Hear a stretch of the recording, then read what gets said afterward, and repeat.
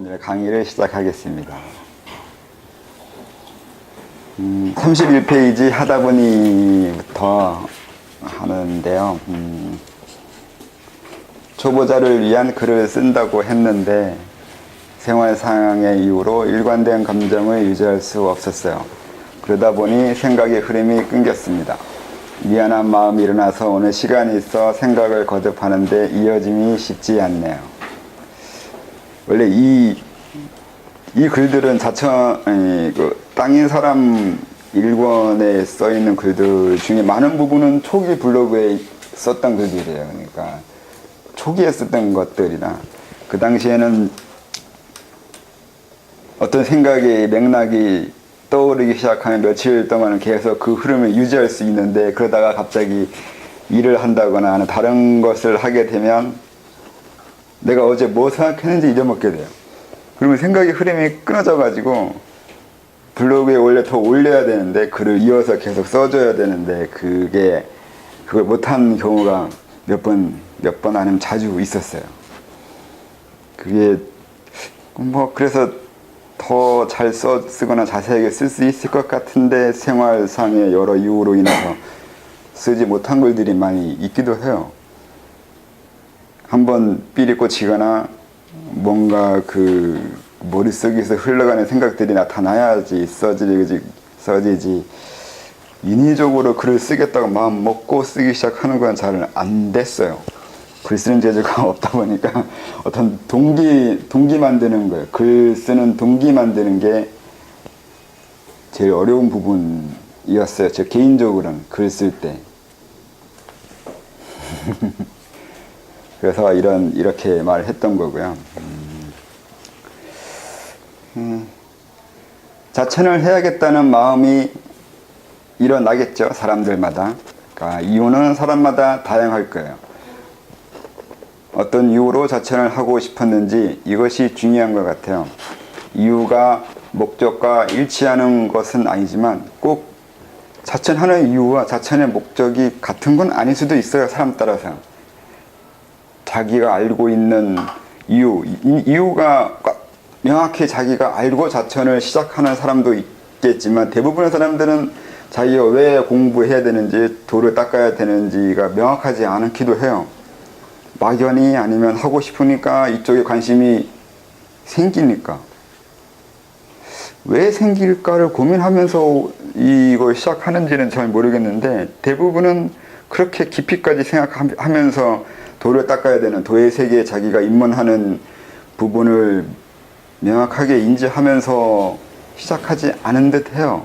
또 그러니까 나는 이러이러해서 도를 닦겠다고 생각하고 말할지 모르지만, 들어보면 꼭 그 이유가 아닌 경우도 많이 봤고요. 그러니까 자기가 알고 있는 이유와 정말 자기 이유는 다른 경우도 많이 있기도 해요. 목적은 자기가 정할 수 있잖아. 나 이런 목적을 도 닦겠다고 정할 수는 있는데, 그게 정말로 자기 또 목적과, 진짜 목적과 같기도 하고 다르기도 하고, 그런 경우도 많이 봤어요. 그래서 자천하는 이유도 다르고 진짜 이유도 다르고, 자천하는 목적을 알고 있는 목적과 내면에 올라오는 목적이 다른 경우도 있고, 다 달랐어요. 이걸 찾는 거예요. 오히려 자기가 자천하게 되는 이유, 또는 왜 내가 이런 자천을 해야 되는지, 어떤 목적으로 자천을 하려고 내가 하는지를 찾아내는 것이 차라리 자천의 목적인 것처럼 보이기도 해요. 목적을 아는 게 목적이건, 그것도 자천의 이유이기도 하거나, 그게 첫째 넘어가야 될 관문이기도 해요. 사람이 수도도 그렇지만 내가 왜 이걸 해야 되는지를 인지하는 게, 다른 분야는 그렇다 하더라도 여기서는 상당히 중요해요. 그걸 알아내면 일종의 그게 자기 명을 이해하게 되는 거라서, 그 부분이 상당히 중요하기도 하고 꼭 알아내야 되기도 하고 그래요. 내가 왜 지금 살고 있는지, 그리고 굳이 이거인지, 그거 알아내는 거예요. 그게 중요해요. 중요한 이유는 우선 그래야 자기 주체성이나 정체성을 이해할 수 있어요. 내가 왜 존재하는지나 존재해야 되는 당위성 같은 것을 정할 수 있어요. 그렇지 않으면 수도가 아니죠. 그렇게 되지 않으면 도 닦았다고 말할 수가 없어요. 이유는 도 닦는 것이 자기 자신을 이해하거나 오히려 자기 자신을 이해하기 이전에 자기를 만드는 것이기도 해서 그래요. 내가 나를 만드는 건데 만드는 사람이 만드는 목적을 모를 수는 없거든요. 그래서 만드는 사람이 내가 왜 나를 만드는지 알고 해야 되잖아요. 그래서 그게 좀 관건이죠. 많은 도 닦는 서적이나 가르침들을 보면 왜 도 닦아야 되는지에 대한 설명이 애매하거나 상당히 공허해요. 도에 대한 설명을 하는데 그게 왜 내가 도를 닦아야 되는지에 대한 해답을 주는 설명들은 아니에요. 도를 닦는 거하고 나 자신과의 연관성에 대해서 이해하게 만들어주는 그런 식의 가르침은 상당히 찾기가 어려워요. 그게 중요한데도.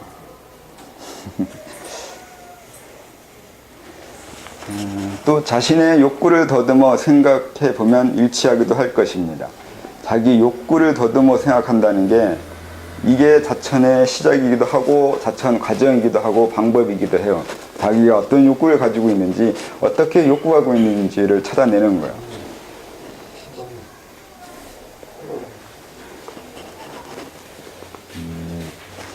자천 목적, 이건 중요해요. 직업과 사회생활의 일상적인 것은 다른 곳에서 더 잘하네. 여기서는 근본적인 주체를 설정하는 것을 한정해서 설명하는 것입니다. 근본적 주체라고 했습니다. 자신의 주체를 세우는 것인데 사유로 알게 된 것이나 단순한 감정적인 붙셈이 아니라 좀 더 근원적인 자기 세움이 됩니다. 인간의 목적은 결국 자아 형성이거나 자기 주체 형성일 거라고 생각해요. 인간이 해야 될 건 우선 이거거든요. 자기를 만드는 거예요. 자기가 자기 자신이 되는 거예요. 그게 인간의 목적인 거고 어쩌면 이 우주의 목적일 거라고 생각해요. 이 우주도 결국 자기가 자기 자신이 되어가는 과정에 있는 것이거든요. 자기가 자기 되는 거예요.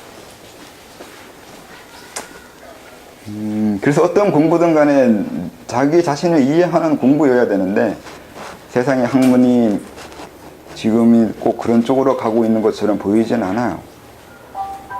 그래서 이 도 닦는 것이 더 중요한 세상이 되었죠.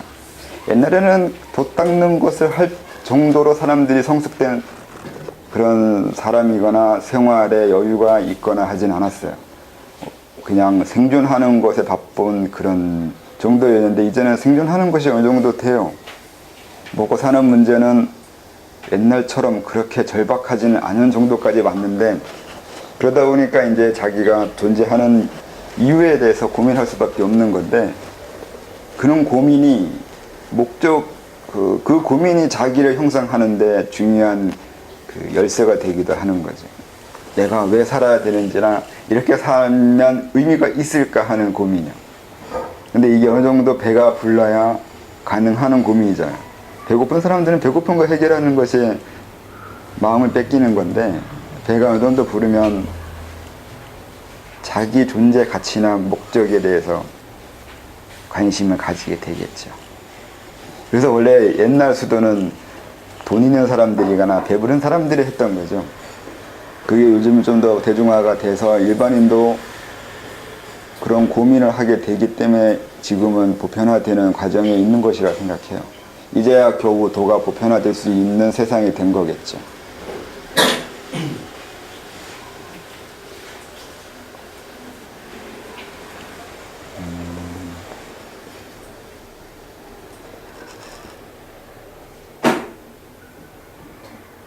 이런 것을 하려는 것이 자천입니다. 살아가려면 우선 내가 있어야 하고 몸이 있어야 합니다. 물론 몸이 있고 내가 있는 것이고요. 나는 몸의 일부이지 내가 더 근본은 아닙니다. 여기서 나는 의식이거나 자아이기도 해요. 자아가 먼저가 아니라 자아가 나올 수 있는 토대나 구조가 먼저이기도 해요. 아니면 구조 자체가 자아라고 할 수도 있어요. 자아라는 것을 의식에 의한 현상으로만 이해하거나 사고 과정, 감정적인 것을 가지고 자아라고 말하는데, 더 엄밀하게 따져 들어가면 사고하지 않거나 감정 없는 없는 구조, 없는 그 단계, 차원, 뭐라고 해야 되나? 재료적. 어쨌든 기나 에너지나 이런 걸로 말할 때도 사실은 우리식으로 말하면 에너지도 사고를 하고 감정이 있어요. 그렇기 때문에 자아가 없었던 단계는 없는데, 우리가 생각하는 자아는 지금의 우리가 알고 있는 이 자아의식, 나의 이 현재의식을 가지고 생각하는 면이 있기 때문에 말을 이렇게 했던 거죠. 그러니까 몸에 대한 의미를 설명하는 게 까다로워서 자꾸 몸에 대한 설명을, 제가 글을 쓸 때도 내 몸, 나의 몸이라고 블로그는 올렸는데 이 책으로 낼 때는 그 부분을 고치려고 애를 많이 썼어요. 내 몸, 나의 몸이라고 말하지 않으려고요. 근데 이제 그 수정 과정에서 어쩔 수 없이 수정을 잘못해서 그렇게 써 있는 것도 있을 건데, 내 몸은 아니거든요. 몸이 날 소유하고 있지 내가 몸을 소유하고 있지는 않아요. 그래서 내 몸이나 나의 몸은 문법상은, 아니 제가 쓰는 몸의 의미상은 잘못된 것이긴 한데, 그래서 그렇게 써 있는 것은 제가 수정 잘못한 거고, 이렇게 그냥 몸은 몸의 일부로 나가 있는 거지 몸이 내 일부가 아니라는 그 부분을 이해하면서 읽어줘야 돼요, 제 글은. 일반인들은, 그러니까 일반 용법에서는 사회생활, 상식적으로서는 그렇게 쓰지 않는데 저는 그렇게 쓰고 있으니까 그걸 구분하면서 읽어봐야 될 것 같아요. 왜 몸이 더 근원적인 거라고 하면, 몸이라고 하는 것은 뭐 쉽게 설명하면, 우리는 전생이 있다고도 할 수 있잖아요. 전생이 있으면, 내가 전생에 10번을 살았으면 10개의 의식이 있거나 10개의 자아가 있다고 할 수 있어요. 근데 그 10개의 자아도 하나의 몸 구성인 거고, 10개의 자아가 있을 수 있는 하부 구조라는 게 있어요. 그것도 몸이에요. 그러니까 몸은 좀 더 광범위하고 넓어요. 우리가 알고 있는 자아나 나는 겨우 이 현재, 이 생애에서 만들어진 내 의식일 뿐이거든요. 그러니까 몸이 더 근원적이고 더 광범위해요. 그래서 몸을 더 그 근원성으로 설명하고, 또 제가 생각하기에 몸은 철학적으로는 생활체계라고 생각하는데, 내 활동 반경, 내가 평생을 활동하거나 생활하거나 관심 가지거나 그 감정 가지거나 사고했던 그 모든 것들은 다 내 몸이라고 생각하거든요. 그러니까 여러분은 여기 대전까지 와서 공부하는데 여기까지 오는 것도 몸의 일부예요. 그러니까 이 바하을이 여러분의 몸의 일부가 되어 있는 거죠. 몸이라는 게 눈에 보이는 자기 신체 구조만 몸이라고 하지 않고, 이 몸이 움직였던 모든 장소나 공간도 내 몸의 일부라고 생각하거든요. 그러니까 연기나 안개, 구름처럼 우리는 모호하게 전국적으로, 외국도 나가려면 전 세계적으로 이렇게 희미하게 퍼져 있어요. 그게 퍼져 있는 것을 차라리 몸이라고 하는 거죠. 그리고 이건 공간적인 의미로 이렇게 전 세계적으로 퍼져 있다고 할 수 있고, 시간적으로도 이렇게 모호하게 퍼져 있어요. 과거, 현재, 미래가 한꺼번에 하나의, 현재 이게 한꺼번에 있는 3세 일체이기 때문에 과거에도 내 몸이 퍼져 있고 미래에도 내 몸이 퍼져 있어요. 그러니까 시공간적으로 몸은 안개나 연기나 그 구름처럼 스물스물하게 스며들어 있는 것이죠. 그래서 눈에 보이는 이 몸만 몸이라고 말하거나 그렇게 다루는 것에 대해서는 그렇게 이해하고 제 책 읽으면 이해가 어려워져요. 그 부분을 생각하시고 읽어주면 좋고요. 그렇다고 뭔가 나를 분리하는 것은 아닙니다. 분리를 어떻게 얼마나 다양하게 하는 것이 대단한 수준 있는 관념이지만, 여기서의 분리는 완전히 절단하는 것이 아니고 어느 정도 구분한다는 의미로입니다. 간단하게 서양인들은 분리하고 우리는 구분을 해요. 분리와 구분은 단절해서 세상을 보는 건지 구분해서 보는 건지가 있는데, 엄밀하게 이 부분이 사실 서양과 동양의 많은 차이를 내는 것 중에 하나가 되겠죠. 저번에 존재론 설명하듯이 존재론이 어떤 사물이 있냐 없냐 따지는 건 분리해서 보는 거예요. 나와 어떤 사물을 분리해서 그것이 있냐 없냐 따지는 건데, 우리는 구분을 하지 분리는 하지 않거든요. 나와 다른 사물이라고 말할 수 있지, 나와 단절된 전혀 다른 사물이라고 말하진 않아요. 그런 분리와 구분에 대한 개념을 이해하고 또 삶을 이해하면 좀 더 편하기도 해요. 재미없나요? 너무 진지하게들 보고 계시나?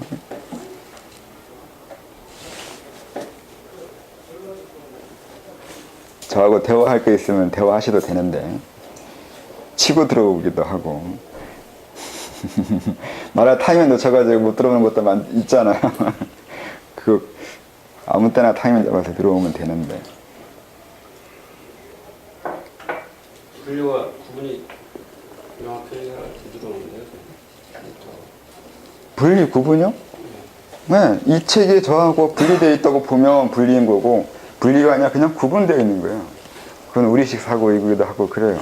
이 책이 저하고 분리되어 있는 것처럼 이해하세요? 아니면 구분되어 있는 것으로 이해하세요? 분류라는 게 분리되어 있다는 개념이에요.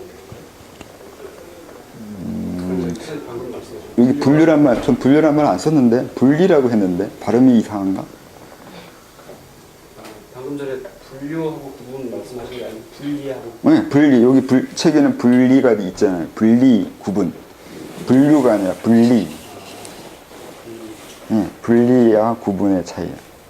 그러니까 아까 말한 몸의 이해로 봤을 때 우리는 구분이 되는 거지 분리는 안 돼요. 분리되면 말 그대로 잘라버렸잖아요. 내 몸이 아닌 것이 되잖아요. 이 공간도 내 몸의 일부라고 했는데, 서양인들 입장에서는, 아니면 분리를 이해하는 사람들 입장에서는 이 공간이 어떻게 내 몸이냐고 하는 거겠죠. 공간은 공간이고 나는 나잖아요. 그래야 착취를 하죠. 나와 남이 달라야 그 사람을 내가 어떻게 할 수 있다고 생각하는 건데, 우리는 그렇게 분리되어 있지 않다고 생각하기 때문에 서로 간의 관계를 알려고 하는 거지. 그러니까 어떻게 구분되어 있는지를 고민하는 거지, 미리부터 분리되어 있다고 전제하에 상대를 어떻게 할 생각을 하는 건 아니죠. 쉽게도 어려운데요. 어느 부분이 쉽고 어느 부분이 어려운가요? 모두 몸이 다 장소도 그렇고 이게 좀 너무 자세하게 설명해서 자세하게 설명했던가? 구분이 안 가요. 어떻게 구분이 안 가요? 그냥 그런 거 같은데 실감이 안 나요. 네, 실감할 수가 없죠. 이거는 그 감각을 키우지 않았으니까요. 그걸 감각을 받아야 되거든요. 머리가 이해하면 감각이 만들어지는데, 내가 이해하면 거기에 맞는 감각이 형성이 되는데, 내가 이해하지 못하면 감각이 형성되지 않는 거죠. 그러니까 전에 다른 것에 쓴데 존이라는 개념을 쓰잖아요. 공간이라는 개념 말고 공간 너머의 존이라고. 이건 거리적인 개념이 아니라 거리의 개념이 없어졌을 때 우리는 이미 시공을 초월하는 세상이 들어가게 되는 것이 되죠. 내가 서울에 집이 서울인데, 우리는 서울이라고 생각하면 이미 공간적으로 이해하려고 해요. 기차로 몇 시간, 자동차로 몇 시간, 어느 정도 거리가 떨어져 있고, 대전에 사는 사람과 서울에 사는 사람이 다르고, 어떤 형상과 어떤 도시, 어떤 건물, 어떤 식의 여러 가지 사회적으로, 그러니까 서울의 역할, 대전의 역할, 뭐 우리나라에서의 서울의 뭐 그 지정학적, 사회적, 경제학적 지위, 위상 이런 걸 따져가면서 복잡하게 서울과 대전을 구분하면서 생각을 해요. 근데 그런 것들은 다 관념이에요. 관념일 뿐이라고요. 우리는 이미 관념으로 서울과 대전을 구분하고 있으면서 그거를 현실적으로 실제로 그렇게 구분되어 있다고 생각한다고요. 그러면서 실제로 KTX로 1시간 걸리지 않냐 이렇게 말을 하는데 맞아요. KTX를 기준으로 하면 1시간 걸려요. 근데 내 마음을 기준으로 하면 별로 시간 관계 없는 곳이에요. 그러니까 무엇을 기준으로 서울을 내가 떠올릴 건지 사람들은 그 무엇을로 기준으로 내가 서울을 떠올리는지에 대한 설명하지 않고 당연히 내가 생각하는 방식대로 상대방도 생각할 거라고 KTX로 1시간, 자동차로 몇 시간, 뭐 이런저런 사회적인 위상으로서의 서울, 경제적인 위상으로서의 서울을 알고 있다는 전제하에 얘기를 할 거라고요. 서울 아세요를 물으면 다 서울 알잖아요. 근데 정말 그게 서울이에요? 여러분들이 알고 있는 서울하고 제가 알고 있는 서울하고 다르다고요. 그러니까 그거는 관념이라고 하는데 그 관념이라는 건 결국은 내 몸이라고요. 내가 그렇게 생각한 서울인 거고 그렇게 내가 생각한 서울이기 때문에 내 서울인 거고 내 소유의 서울이 되잖아요. 더 어려워지잖아요. 저희 몸에 관련돼서 얘기가 나와서 그런데 이 자천을 하면 분명히 몸으로 한단 말이죠. 네. 몸으로 해야 되는데 그 몸이라는 게 단순히 딱 하나라고 볼 수도 있는데 이게 하나가 아니게 좀 나누듯이 얘기를 하자면 뭐 혼, 백, 육 뭐 이런 식으로 나눌 수가 있는데 우리가 이 지금 현재에 딱 집중되어 있는 이 의식 말고 이 의식 분명히 또 이 의식으로도 자천하는데 이 의식 너머라고 해야 되나? 이 의식 뒤에 있는 내가 평소에 잘 지각하고 인지하지는 못하지만 항상 나한테 있는 거기에서부터 또 공부돼서 올라오는 이것도 몸인데 또 그 진여의 몸이라고 해야 되나? 그 또 몸이 있는 것 같단 말이지. 그러니까 그 자천의 그 몸, 자천이 되는 그 순서적 그 순서 어디가 먼저 되는 게 있는지. 그런 사람마다 달라요. 어디가 먼저인지는 자기가 잘 하기 편한 대로 해야 돼요. 의식이 먼저서, 그러니까 쉽게 말하면 우도방, 좌도방 얘기하면 의식으로 먼저 간 다음에 몸을 바꾸는 사람이, 그게 쉬운 사람이 있고, 몸이 변해야 의식이 바뀌어가는 게 쉬운 사람도 있기도 해요. 그러니까 몸에 여러 구조가 있다면 어느 부분이 먼저 해야 되냐, 이 부분은 그 사람 성격이 어느 부분을 먼저 했을 때 다른 것을 더 변하게 하기 쉽냐, 그건 개인차가 있다는 거죠. 그래서 그게 그래서 그거 따지는 것도 있어요. 전생에 아니면 그 과거에 공부한 적이 있냐 없냐는 이미 어느 몸의 여러 부분 중에 한 부분이 변해 있다는 뜻이잖아요. 그런 사람은 그걸 이용해서 다른 부분 변하게 하면 쉽거든요. 근데 전생에 수련한 적 없으면 이생부터 해야 되는데 이생에서는 의식을 하든 몸과 지금 육체적인 면으로 하든 그건 이제 해봐야 되는 거죠. 성격상 관념 이해를 쉽게 하는 사람이 있는데 성격상 관념 이해를 어렵게 하는 사람도 있어요. 아무리 설명해도 개념 파악을 못하는 사람이 있어요. 무슨 말인지 못 알아들어요. 그러면 결국 그러니까 그런 생각 스스로 내면에서 떠오르게 만들어야 되거든요. 내가 개념을 설명해 줘서 알아들으면 좋은데 그게 아니라면 자기가 갑자기 이게 아닐 거라고 떠오르게 만들어야 되는데 내가 이거 아닐 거라고 떠오르게 된다는 얘기는 몸의 어느 한 부분이 변했기 때문에 그 변화에 의한 의식의 발로가 나오는 거예요. 그래서 몸 수련, 그러니까 신체 수련이라고 해야 되나? 정확히 몸이 아닌데 신체 수련을 먼저 하면 신체의 변함으로 인해서 생각이 바뀌어요. 이게 한의학자 말하면 몸이 열이 왔는데 그 열을 조금 내려주면 행동성이 약간 달라지잖아요. 정열적으로 움직이다가 갑자기 열이 뚝 떨어지면 이제 한 발짝 더디게 돼요. 행동하는 게. 그것처럼 우리 몸은 어느 부분 열만 내려도 성격이 변하고 감정이 바뀌어요. 그러니까 이게 개념이나 의식, 지식 아니면 생각 떠오른다는 게 상당히 별거 아닐 수도 있다는 거죠. 어떤 약을 먹음으로 인해서 나는 환상에 빠지거나 어떤 약 효과로 인해서 천재가 될 수도 있다는 것들이 나오잖아요. 생각보다 생각은 쉽게 변할 수도 있는데 그걸 원하는 생각으로 나오게 하는 게 조금 어려운 거죠. 그래서 그 자천하는 것의 행동이나 몸이나 단전 호흡이나 그러니까 그렇게 구체적으로 신체를 어떻게 움직이거나 신체를 어떻게 집중시키거나 신체를 어떻게 단련시켜서 수련하는 것들은 먼저 몸부터 변하게 하고 생각을 바꾸는 거거든요. 그래서 만약에 단전업을 오래 해서 단전의 기운이 내려오고 그러면 마음이 좀 차분해지고 그러면 잡념이 줄어들어요. 잡념이 줄어들게 해서 우선은 사람의 그 생각을 좀 더 넓게 아니면 좀 더 너그럽게 생각하게 만들기 위한 방법인 거죠. 그러니까 이걸 이해하지 못하면 지금 다른 단체처럼 그렇게 되죠. 이 수련법만이 중요한 거고 이 수련법만이 제일이라고 말하는 그런 오해가 생기는 건데 그건 수련하는 과정에 대한 이해가 잘못됐기 때문이에요.